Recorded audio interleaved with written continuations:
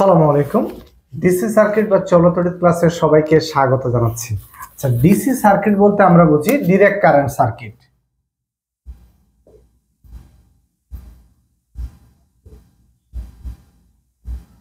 আচ্ছা, direct current কি? যে কারেন্ট সময়ের পরিবর্তনের সাথে সাথে তার মান এবং দিকের পরিবর্তন করে না, সেটাকে আমরা বলছি ডিরেক্ট কারেন্ট। তাহলে কি ডিরেক্ট কারেন্ট কি? যে কারেন্ট সময়ের পরিবর্তনের সাথে সাথে তার মান এবং দিকের কি করবে না, পরিবর্তন করবে না, সেটাকে বলছি আমরা ডিরেক্ট কারেন্ট। যেমন ধরি, মনে করো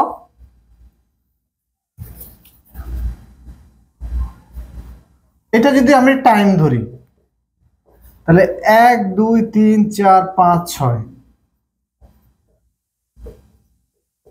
এটা যদি কারেন্ট ধরি তাহলে দেখো সবসময় কারেন্টের মানটা কি থাকবে? সেম থাকবে। দেখো তো 1 সেকেন্ডে কারেন্টের মান যদি আমি 10 এম্পিয়ার ধরি, তাহলে যখন 6 সেকেন্ড তখনও কারেন্টের মান কত? 10 এম্পিয়ারে। এবং যদি আমি দিকের কথা বলি, যদি এটাকে আমি পূর্ব দিক ধরি, এই সাইডটাকে যদি পশ্চিম দিক ধরি, এই সাইডটাকে যদি আমি উত্তর দিক ধরি এবং এই সাইডটাকে যদি দক্ষিণ দিক ধরি, তাহলে বলো তো কারেন্টের দিকটাও কি একই দিকে আছে না? তাহলে কারেন্টের দিক কোন দিকে? সবসময় পূর্ব দিকে, এবং কারেন্টের মান সবসময় ফিক্সড। তাহলে এই জন্য আমরা ডিরেক্ট কারেন্টের সংজ্ঞা যখন বলি, তখন বলি কি, যে কারেন্ট সময়ের পরিবর্তনের সাথে সাথে তার মানের কোনো পরিবর্তন করে না এবং দিকের কোনো পরিবর্তন করে না, সেটাকে বলছি আমরা ডিরেক্ট কারেন্ট। আশা করি ডিরেক্ট কারেন্ট বোঝা গেছে। আচ্ছা, আমরা একটু কারেন্ট সম্পর্কে জেনে আসি। কারেন্ট কি? আমরা জানি কারেন্ট হচ্ছে বাংলায় তড়িৎ প্রবাহ, তাই তো? কারেন্টের বাংলা হচ্ছে তড়িৎ প্রবাহ। তড়িৎ প্রবাহ। আচ্ছা, তড়িৎ প্রবাহ বিষয়টা কি? তড়িৎ প্রবাহ বিষয়টা অ্যাকচুয়ালি কিছুই না। এটা আমরা যদি আরেকটু সহজ ভাষায় বলি, তাহলে আমরা বলতে পারি চার্জের প্রবাহ। চার্জের প্রবাহ। আচ্ছা, চার্জ কি? আমরা যদি কোন একটা বস্তুকে যদি আমি ক্ষুদ্র করি, অর্থাৎ পরম অংশে ভাগ করি, তাহলে সেই পরমাণুকে আমরা শেষে গিয়ে পাবো কি? ইলেকট্রন, প্রোটন এবং নিউট্রন। তাহলে আমরা জানি ইলেকট্রন হচ্ছে নেগেটিভ চার্জ, যার পরিমাণ হচ্ছে -1.67 × 10⁻⁻19 কুলম্ব, আর প্রোটনের হচ্ছে পজিটিভ চার্জ, যার চার্জের পরিমাণ হচ্ছে +1.67 × 10⁻⁻19 কুলম্ব। তাহলে এই ইলেকট্রন এবং প্রোটনের সংখ্যা কোন একটা পরমাণুতে কি থাকে? সমান থাকে। ফলে পজিটিভ চার্জ এবং নেগেটিভ চার্জ যোগ করে ক্যালকুলেশন 0 হয়ে যায়, অর্থাৎ বস্তুটা চার্জ নিরপেক্ষ অবস্থায় থাকে। তাহলে এই জিনিসটাই হচ্ছে আমাদের চার্জ। তাহলে এখন কোন একটা বস্তুকে যদি আমি আরেকটা বস্তু দিকে কি করি, একটা বস্তু থেকে আরেকটা বস্তুকে ঘষি, তাহলে এই সৃষ্ট তাপের কারণে কি হয়? একটা বস্তু থেকে আরেকটা বস্তুতে কি হয়? ইলেকট্রনটা ফ্লো করে, অর্থাৎ নেগেটিভ চার্জটা কি হয়? প্রবাহিত হয়। ফলে কোন একটা বস্তুতে নেগেটিভ চার্জের আধিক্য বেড়ে যাচ্ছে এবং কোন একটা বস্তুতে পজিটিভ চার্জের আধিক্য বেড়ে যাচ্ছে।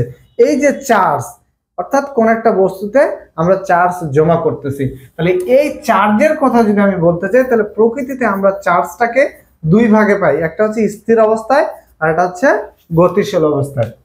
অর্থাৎ প্রকৃতিতে চার্জ আমরা দুই উপায়ে পাইতে পারি। একটা হচ্ছে কি?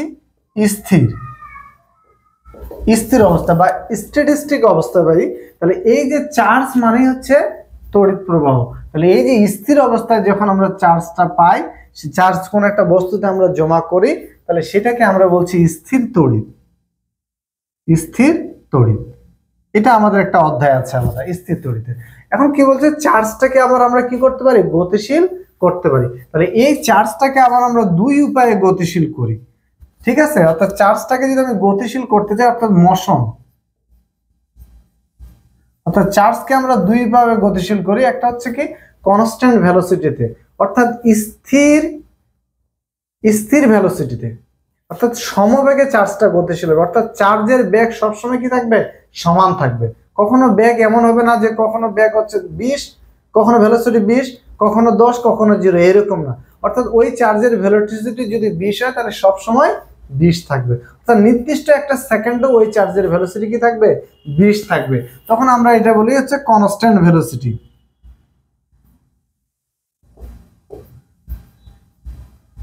তাহলে চার্জটা কি থাকবে? কনস্ট্যান্ট ভেলোসিটিতে গতিশীল থাকতে পারে।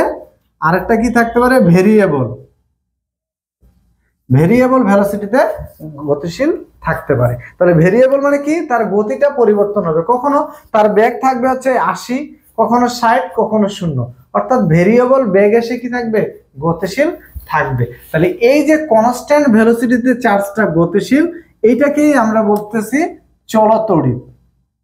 চলতড়িৎ, এটাকে বলছে চলো তড়িৎ, বা এইটাকে আমরা বলি হচ্ছে ডিসি কারেন্ট। তাহলে আমরা ডিসি কারেন্টের সংজ্ঞাটা যদি বলতে পারি যে সেই কারেন্ট সময়ের পরিবর্তনের সাথে সাথে তার কি করছিল না, মানের পরিবর্তন করছিল না, এবং হচ্ছে তার দিকের পরিবর্তন করতেছিল না, তাই তো, সেটাকে আমরা বলছি কি ডিসি কারেন্ট বা চলতড়িৎ। এই কারেন্ট আমরা কিভাবে পাই, এটা আমরা কষ থেকে পাই বা সেল থেকে পাই বা ব্যাটারি থেকে যে কারেন্টটা আমরা পাই সেই কারেন্টটাই আমরা বলি হচ্ছে ডিসি কারেন্ট। অর্থাৎ এই কারেন্টটা হচ্ছে একমুখী কারেন্ট এবং কারেন্টের পরিমাণটা সবসময় ফিক্সড, অর্থাৎ কনস্ট্যান্ট। অর্থাৎ 10 এম্পিয়ার কারেন্ট হলে সবসময় কি থাকবে, 10-এ থাকবে, অর্থাৎ একটা নির্দিষ্ট 1 সেকেন্ডে 10 এম্পিয়ার কারেন্ট প্রবাহিত হবে।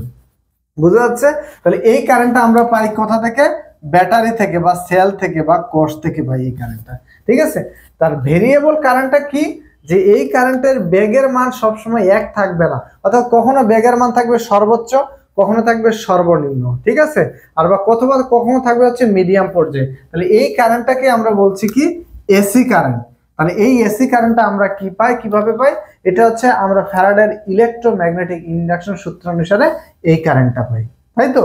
তাহলে এসি কারেন্টটা আমরা কি পাই, ফ্যারাডের ইলেকট্রোম্যাগনেটিক ইন্ডাকশন সূত্র অনুসারে। আমরা যখন এসি সার্কিট করব তখন আমরা এই ফ্যারাডের ইলেকট্রোম্যাগনেটিক ইন্ডাকশন থেকে আমরা কিভাবে কারেন্টটা উৎপন্ন হচ্ছে ফ্লেমিং এর ডান হস্তবিধি নিয়ম অনুযায়ী সেটা আমরা জানবো। তো আজকের ক্লাসে আমরা আলোচনা করব চলতড়িৎ বা হচ্ছে কনস্ট্যান্ট ভেলোসিটির কারেন্ট নিয়ে বা ডিসি কারেন্ট নিয়ে, ঠিক আছে। তো ডিসি কারেন্ট ক্লাসে সবাইকে স্বাগত জানাচ্ছি।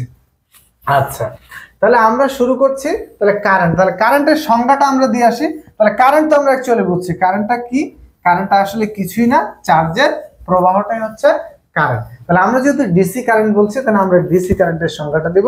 যখন আমরা হচ্ছে এসি সার্কিট করব তখন এসি কারেন্টের সংজ্ঞাটা দিব। তাহলে ডিসি কারেন্ট কি,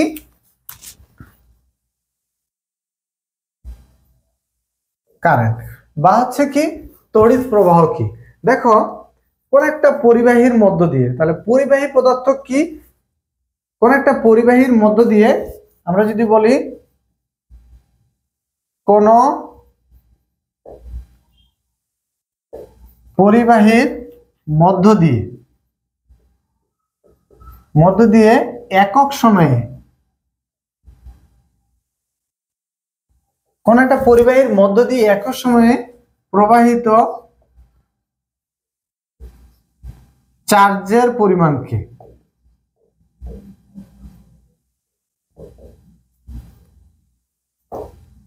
তড়িৎ প্রবাহ বলে।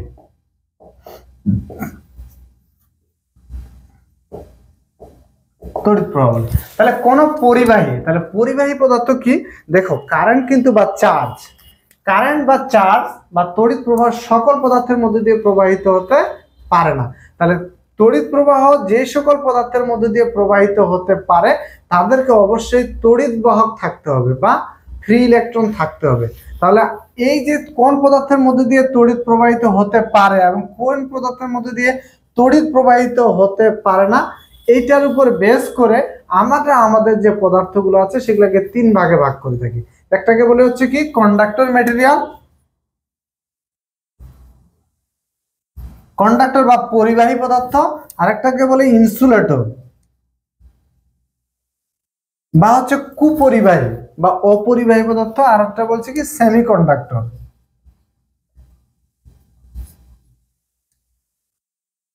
বা অর্ধ পরিবাহী পদার্থ, তাই তো। তাহলে পরিবাহী পদার্থ কি, যে সকল পদার্থের মধ্যে আমরা ফ্রি ইলেকট্রন আছে অর্থাৎ মুক্ত ইলেকট্রন আছে, তাহলে সেগুলোকে আমরা বলি হচ্ছে পরিবাহী পদার্থ।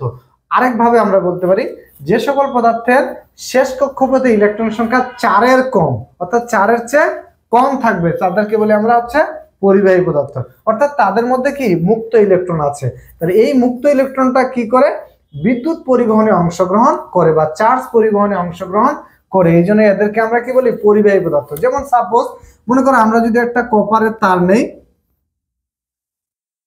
আমরা জানি কপার, অ্যালুমিনিয়াম এগুলো হচ্ছে পরিবাহী পদার্থ, কারণ কপারের শেষ কক্ষপথে ইলেকট্রন সংখ্যা 1, অ্যালুমিনিয়ামের 3। আমরা সোডিয়ামকে বলতে পারি সোডিয়ামের শেষ কক্ষপথে ইলেকট্রন সংখ্যা কি 1, কারণ সোডিয়াম ম্যাগনেসিয়াম, কারণ আমরা জানি কি আমরা 3 ইডিয়টে একটা ডায়লগ দেখছিলাম যে কি বিশুদ্ধ পানি কিন্তু তড়িৎ পরিবহন করে না, বাট আমরা বলছিলাম কি লবণাক্ত পানি salt water is a great conductor of electricity, তাই তো। তাহলে সোডিয়াম এগুলো হচ্ছে পরিবাহী পদার্থ, তাহলে পরিবাহী পদার্থগুলোর মধ্যে কি থাকবে হাজারো মুক্ত ইলেকট্রন গিজগিজ করবে, অর্থাৎ এইখানের মধ্যে কি করবে মুক্ত ইলেকট্রন কি করবে গিজগিজ করবে, ঠিক আছে। মুক্ত ইলেকট্রন হাজারো মুক্ত ইলেকট্রন থাকবে, ঠিক আছে। এটা হচ্ছে কন্ডাক্টর মেটেরিয়াল যাদের মধ্যে কি থাকবে মুক্ত ইলেকট্রন থাকবে। তাহলে এই মুক্ত ইলেকট্রনটা কি করবে চার্জ প্রবাহে বা তড়িৎ প্রবাহে অংশগ্রহণ করবে। নর্মাল অবস্থায় একটা পরিবাহীর মধ্যে এই মুক্ত ইলেকট্রন গুলো ছুটাছুটি করে, মুক্ত ইলেকট্রনকে কি এক জায়গা থেকে আরেক জায়গায় ছুটাছুটি করে, ঠিক আছে। আচ্ছা, ইনসুলেটর কি যে সকল পদার্থ তড়িৎ পরিবহনে একেবারেই অংশগ্রহণ করে না, তড়িৎ পরিবহনে কি করবে না একেবারেই অংশগ্রহণ করবে না, তাদেরকে আমরা বলি ইনসুলেটর মেটেরিয়াল। যেমন হচ্ছে কাগজ, কাঠ, এগুলো হচ্ছে কি ইনসুলেটর বলে, এরা তড়িৎ পরিবহনে অংশগ্রহণ করে না, কারণ এদের মধ্যে মুক্ত ইলেকট্রন নেই, অর্থাৎ যে চার্জটাকে বহন করে নিয়ে যাবে সেই নাই। বুঝা যাচ্ছে কি? তাহলে ইনসুলেটর মেটেরিয়ালের মধ্যে কি থাকে না মুক্ত ইলেকট্রন থাকে না। এগুলা কি কাগজ, কাঠ, ঠিক আছে, এগুলা হচ্ছে কি ইনসুলেটর মেটেরিয়াল। তাহলে সেমিকন্ডাক্টর কি, অর্থাৎ ইনসুলেটর মেটেরিয়ালটা কি করে না তড়িৎ পরিবহনে একেবারে অংশগ্রহণ করে না, কারণ তার হচ্ছে মুক্ত ইলেকট্রনই নাই, বা যে তড়িৎটা বহন করে নিয়ে যাবে তড়িৎ বাহক ইলেকট্রনটাই নাই, এই জন্য তারা কি একেবারে বিদ্যুৎ পরিবহনে অংশগ্রহণ করে না। সেমিকন্ডাক্টর মেটেরিয়াল কি যে সকল পদার্থের বিদ্যুৎ পরিবাহিতা বা চার্জ পরিবাহিতা কন্ডাক্টরের মতো এতটা ভালো না, বাট ইনসুলেটরের মধ্যে যে একেবারেই করে না তাও না। অর্থাৎ আমরা যদি বলতে চাই যে যে সকল পদার্থের চার্জ পরিবহন ক্ষমতা বা চার্জ পরিবাহকতা কন্ডাক্টর এবং ইনসুলেটরের মাঝামাঝি, তাদেরকে বলি আমরা সেমিকন্ডাক্টর মেটেরিয়াল। বা আরেকটা ভাষায় বলতে পারি যে সকল পদার্থের শেষ কক্ষপথে ইলেকট্রন সংখ্যা ঠিক 4, তাহলে কন্ডাক্টরের ক্ষেত্রে ছিল 4-এর কম, ইনসুলেটরের ক্ষেত্রে ছিল 4-এর বেশি, আর সেমিকন্ডাক্টরের ক্ষেত্রে শেষ কক্ষপথে ইলেকট্রন সংখ্যা থাকবে ঠিক 4, তাহলে তাদেরকে আমরা বলছি কি সেমিকন্ডাক্টর মেটেরিয়াল। যেমন আমরা বলে থাকি সিলিকন, জার্মেনিয়াম, কারণ হচ্ছে এদের শেষ কক্ষপথে কয়টা ইলেকট্রন আছে 4টা ইলেকট্রন আছে। তাহলে এই 4টা ইলেকট্রন কি করে এরা আছে দেখো, মনে করো সিলিকন যদি বন্ড করে, সিলিকন এবং সিলিকন যদি বন্ড করে, তাহলে এই হচ্ছে কি এর এখানে একটা ইলেকট্রন এখানে ফ্রি ইলেকট্রন, দুটো মিলে একটা বন্ড করে, তাহলে এখানে একটা সিলিকন, এখানে সিলিকন, এই সিলিকন, এই সিলিকন একটা বন্ড, এই সিলিকন একটা বন্ড, এখানে একটা বন্ড, এই সিলিকন, দেখো তাহলে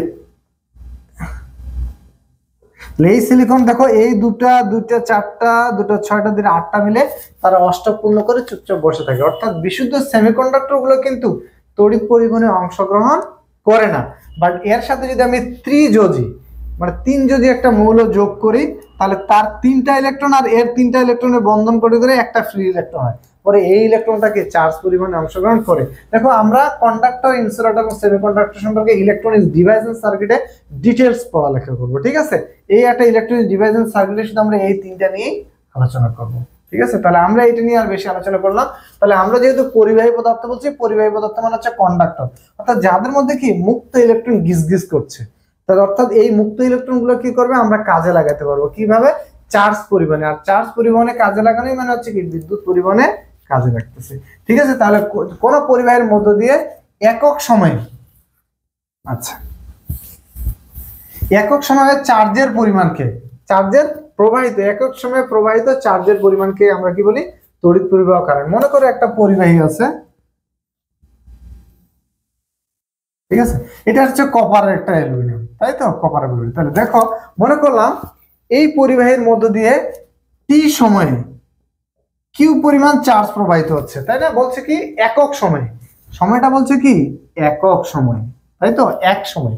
তাহলে দেখো আমরা যদি বলি ওই কি নিয়মে বলি যে টি সময়ে প্রবাহিত হইতে হয় কিউ পরিমাণ চার্জ, টি সময়ে প্রবাহিত হয় কিউ পরিমাণ চার্জ, অতএব একক সময় 1 সেকেন্ডে প্রবাহিত হয়, 1 সেকেন্ডে প্রবাহিত হয়, তাহলে কি হবে বলতো কিউ/1 টি পরিমাণ চার্জ। তাহলে একক সময়ে প্রবাহিত চার্জের পরিমাণটাকে আমরা বলছি কি কারেন্ট। কারেন্টকে যদি আমরা আই দ্বারা প্রকাশ করে থাকি, ঠিক আছে। তাহলে যেহেতু আমরা হচ্ছে কি ডিসি কারেন্ট নিয়ে আলোচনা করছি, অর্থাৎ আমার ফিক্সড কারেন্ট নিয়ে, এই জন্য কারেন্ট আই ইকুয়াল টু হচ্ছে কিউ বাই টি লিখছি।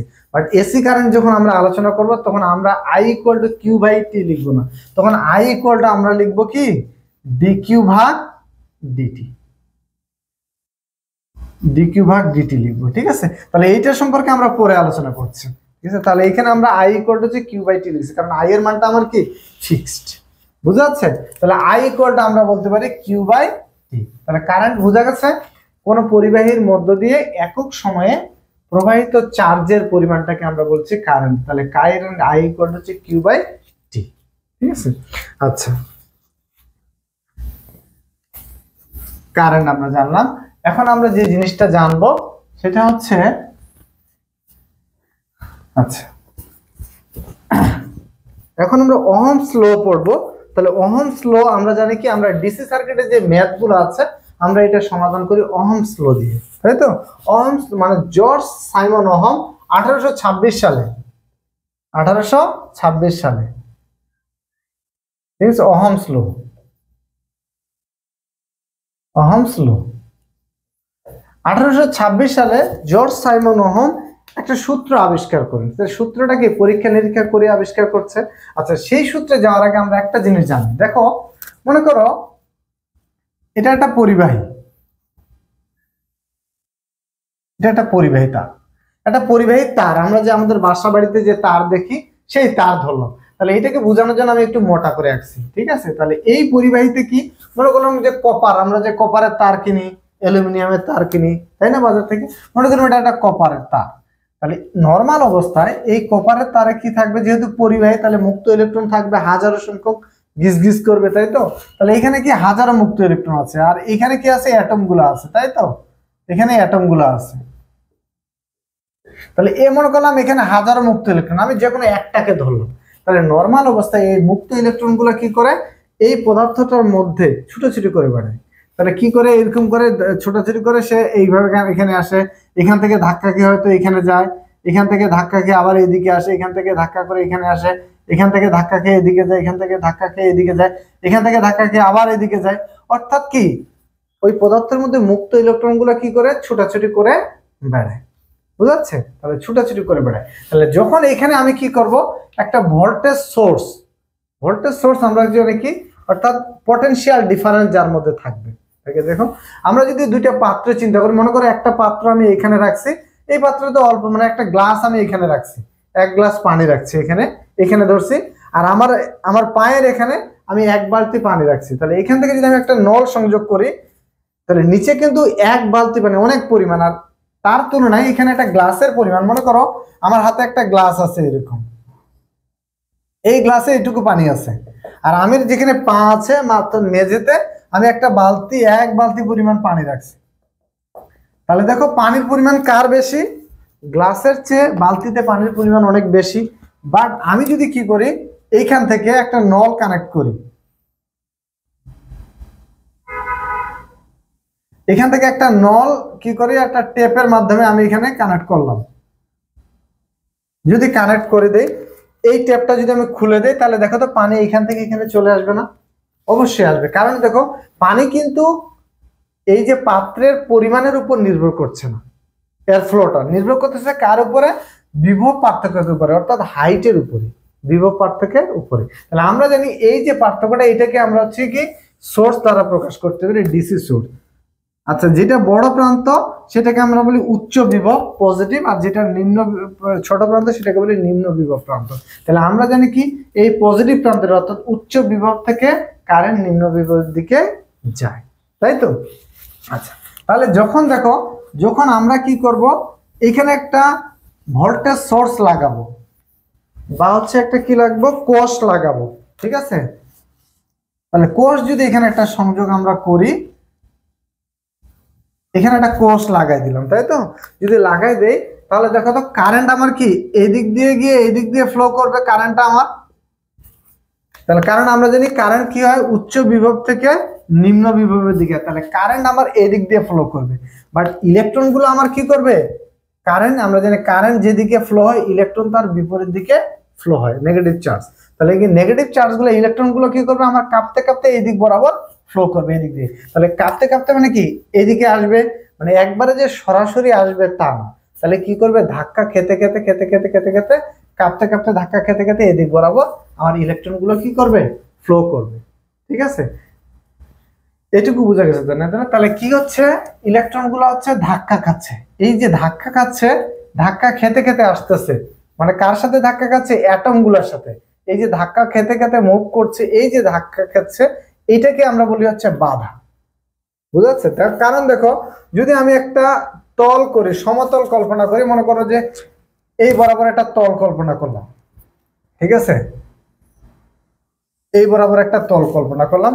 আচ্ছা দেখো, এই বরাবর একটা তল আছে আমার, এখানে যদি আমি একটা কি ছোট মার্বেল ছেড়ে দিই অ্যাকচুয়ালি, তাহলে কি মার্বেলটা কি বিনা বাধা সহজে এদিকে গোড়ায় পড়বে না, গোড়ায় পড়বে। বাট এখন আমি যদি কি করি, এই জায়গায় হচ্ছে কি অনেকগুলা এইভাবে পদার্থ অ্যাটম যোগ করে দিই,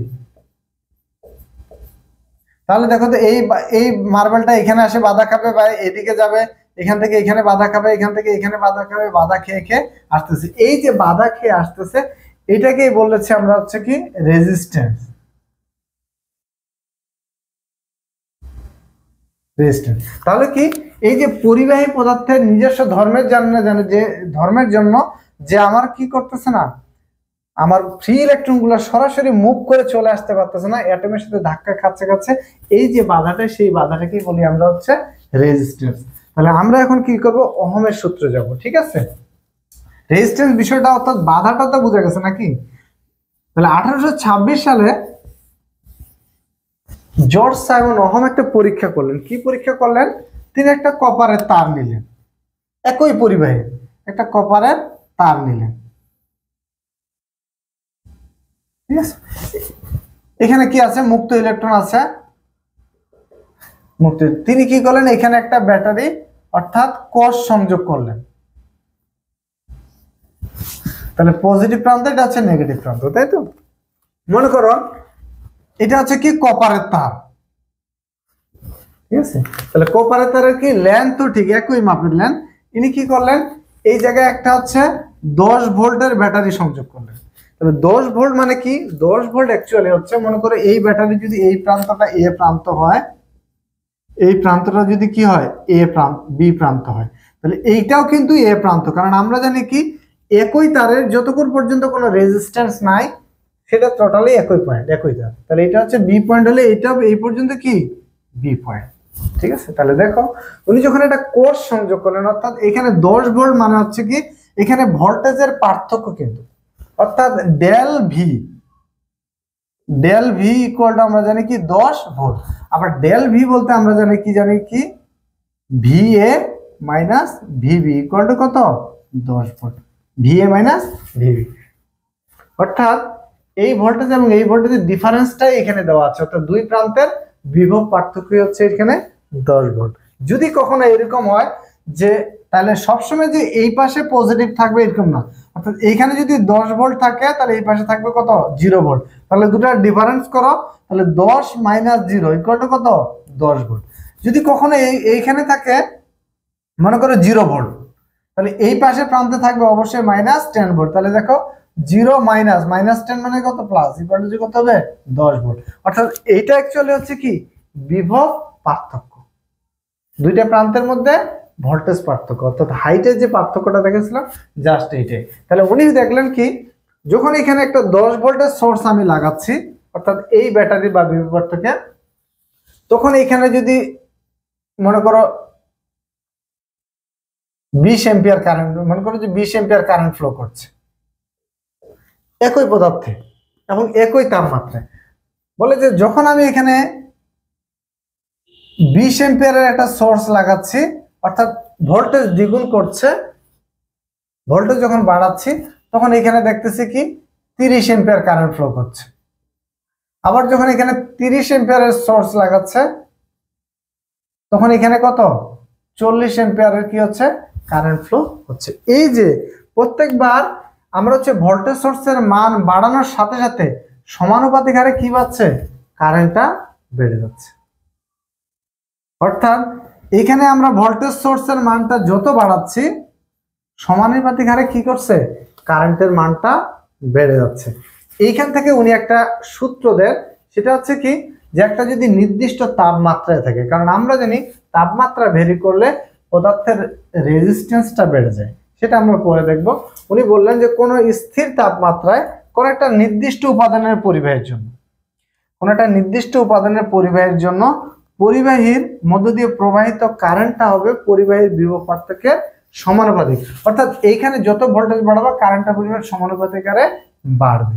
উনি কি বললেন, স্থির তাপমাত্রায়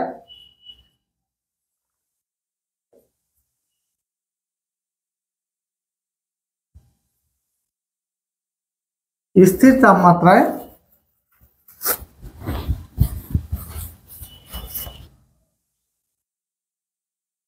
কোন নির্দিষ্ট উপাদানের পরিবাহীর মধ্য দিয়ে কোন নির্দিষ্ট উপাদানের পরিবাহীর মধ্য দিয়ে প্রবাহিত কারেন্ট পরিবাহীর দুই প্রান্তের বিভব পার্থক্যের সমানুপাতিক।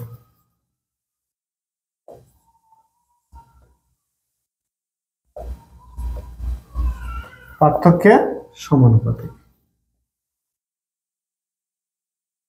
অর্থাৎ উনি দেখলেন যে যখনই আমরা ভোল্টেজ সোর্সের মানটা বাড়াচ্ছি সমানুপাতিক হারে কি হচ্ছে, কারেন্টটা বেড়ে যাচ্ছে কোনো নির্দিষ্ট উপাদানের পরিমাণের জন্য, এবং হচ্ছে স্থির তাপমাত্রাটা যখন ফিক্স থাকে। তাহলে এইখান থেকে আমরা বলতে পারি যে প্রবাহের মধ্য দিয়ে প্রবাহিত কারেন্টটা আমরা কি ধরছি, আই, তাই তো, মানে পরিবাহের মধ্য দিয়ে প্রবাহিত কারেন্টটা কি ধরছি, আইটার সমানুপাতিক হচ্ছে কার, পরিবাহীর দুই প্রান্তের বিভব পার্থক্যের সমানুপাতিক। তাহলে বিভব পার্থক্য দুই প্রান্তের হায়ার পটেনশিয়াল এবং লোয়ার পটেনশিয়ালের মধ্যে বিভব পার্থক্যের সমানুপাতিক। তাহলে হচ্ছে কি VA মাইনাস VB এর সমানুপাতিক। ঠিক আছে, তাহলে এই VA মাইনাস VB অর্থাৎ দুইটা থেকে বিয়োগ করলে কি আমরা কি VA minus VB equal to, যদি আমরা ধরি V নাম দিলাম আর কি, অর্থাৎ এইটুকুর ডিফারেন্সের মান নাম দিলাম কি V। তাহলে আমরা বলতে পারি না I সমানুপাতিক V বলতে অ্যাকচুয়ালি কি VA মাইনাস VB, তো দুই প্রান্তের ভোল্টেজ ডিফারেন্স। আচ্ছা ঠিক আছে, তাহলে এখন দেখো সমানুপাতিক উঠাই দিলে আমরা কি করি, ইকুয়াল টু দিয়ে সমান চিহ্ন দিয়ে একটা সমানুপাতিক ধ্রুবক নিয়ে আসি। এইখানে দেখো I সমানুপাতিক উঠাই আমরা এখানে একটা কি আনবো, সমানুপাতিক ধ্রুবক আনবো। এখন কথা হচ্ছে এই সমানুপাতিক ধ্রুবকটা অ্যাকচুয়ালি কি হবে। তাহলে দেখো, মনে করো আমি যখন এইখানে ভোল্টেজের পরিমাণ বাড়াইছি, মনে করো 10 ভোল্ট দিছি, 20 ভোল্ট দিছি, 30 ভোল্ট দিছি, তখন এখানে কারেন্টের পরিমাণ ধরলাম, মনে করো যে যখন 10 ভোল্ট দিছি তখন পাইছি 5 এম্পিয়ার, যখন 20 ভোল্ট দিছি তখন পাইছি 10 এম্পিয়ার, যখন 30 ভোল্ট দিছি তখন পাইছি 15 এম্পিয়ার। অর্থাৎ ভোল্টেজের পরিমাণ 10 করলে কারেন্টের পরিমাণ 5 করে বাড়তেছে। এটা কোন পরিবাহের ক্ষেত্রে পাইছি, কপারের ক্ষেত্রে পাইছি। এখন দেখো আমি যদি এটা কপার পরিবাহী না দিয়ে অ্যালুমিনিয়ামের পরিবাহী দেই, অর্থাৎ এখানে কপার তার না দিয়ে অ্যালুমিনিয়াম তার দেই, তাহলে আমাকে বলো আমি এই ভোল্টেজের জন্য কি এই কারেন্ট পাবো? কথা হচ্ছে পাবো না। অর্থাৎ আমি যদি 10 ভোল্ট দেই তখন এখানে 5-এর চেয়ে কম পরিমাণ পাবো, 20 দিলে আরো কম পাবো, 10 পাবো না, কম পাবো। অর্থাৎ তখন কিন্তু এই কারেন্টের পরিমাণটা সেম থাকতেছে না। তাহলে ভোল্টেজ কিন্তু আমি ফিক্সড রাখছি, বাট কারেন্টের পরিমাণটা কি থাকতেছে না, ফিক্সড থাকতেছে না। বুঝাচ্ছে? তাহলে এই যে সমানুপাতিক ধ্রুবকটা আনবো, এই সমানুপাতিক ধ্রুবকটা কার সাথে সম্পর্কিত, কারেন্টের সাথে। বুঝাচ্ছে? অর্থাৎ ভোল্টেজের মানটা যদি আমি ফিক্সড ধরি যে 10, 20, 30, বাট কারেন্টের মানটা কি থাকতেছে না, এখানে ফিক্সড থাকতেছে না। তাহলে এই সমানুপাতিক ধ্রুবকটা কার সাথে সমানুপাতিক, এই পদার্থের উপাদানের সাথে সম্পৃক্ত, পদার্থের উপাদানের সাথে। তাহলে এইখানে আমরা দেখি যে সমানুপাতিক ধ্রুবকটা আনি কি G। ঠিক আছে, অর্থাৎ উঠাই দিয়ে G, অর্থাৎ এই কারেন্টটার মনে হচ্ছে কি এই G এর, অর্থাৎ পদার্থের উপাদানের উপরে নির্ভর করে। জিটাকে আমরা বলি কন্ডাক্টিভিটি। কন্ডাক্টিভিটি, অর্থাৎ যেই পদার্থ নিব ওই পদার্থের পরিবহন ক্ষমতা যেমন, কারেন্টের মানটা আমরা কি পাবো, ঠিক তেমনই পাবো ভোল্টেজের জন্য। ঠিক আছে, তাহলে এটা হচ্ছে কি কন্ডাক্টিভিটি। তাহলে কন্ডাক্টিভিটি মানে হচ্ছে কি পরিবাহিকতা, তাহলে অর্থাৎ সহজভাবে পরিবাহিত হতে পারে। তাহলে কন্ডাক্টিভিটির উল্টাটাই হচ্ছে রেজিস্টিভিটি বা রেজিস্ট্যান্স। তাহলে বাধা দেওয়া, তাহলে রেজিস্ট্যান্স মানে কি বাধা দেয়, তাই তো। আর কন্ডাক্টিভিটি মানে হচ্ছে পরিবহন করতে দেয়। তাহলে এই জি ইকুয়াল টু এর একক হচ্ছে সিমেন্স, বাট রেজিস্ট্যান্সের একক হচ্ছে আমরা জানি ওহম। তাহলে জি ইকুয়াল টু আমরা লিখি হচ্ছে 1/r, অর্থাৎ পরিবাহিকতার কন্ডাক্টিভিটির উল্টাটাই হচ্ছে রেজিস্টিভিটি বা রেজিস্ট্যান্স। তাহলে এখানে আমরা যেহেতু জি ইকুয়াল টু 1/r, তাহলে এখানে জি এর পরিবর্তে আমরা লিখতে পারি কি 1/r লিখতে পারি, অর্থাৎ আই ইকুয়াল টু আমরা লিখতে পারি জি এর পরিবর্তে 1/r ভি। আর আমরা ম্যাক্সিমাম টাইমে এটা ইউজ করি, মাঝে মাঝে কি জি ইউজ করে থাকি। তাহলে এখান থেকে আমরা বলতে পারি ভি ইকুয়াল টু হচ্ছে আইআর। এটা হচ্ছে ওহমের বিখ্যাত সূত্র। ঠিক আছে, তাহলে এই হচ্ছে ওহমের সূত্র। তাহলে এইটা অ্যাকচুয়ালি বোঝা গেছে, তাই তো। তাহলে এই হচ্ছে ওহমের সূত্র। সামনের ক্লাসে আমরা আলোচনা করব এই ওহমের সূত্রের ডিটেলস নিয়ে, এবং হচ্ছে আমরা সমান্তরাল এবং হচ্ছে প্যারালাল, অর্থাৎ সিরিজ এবং প্যারালাল কানেকশন নিয়ে আলোচনা করব। বিভিন্ন বিষয় নিয়ে আমরা ধারাবাহিকভাবে ডিসি সার্কিট কোর্সটা সম্পূর্ণ করব। সবগুলো ক্লাস ধারাবাহিকভাবে দেখার জন্য আমন্ত্রণ রইল। আসসালামু আলাইকুম।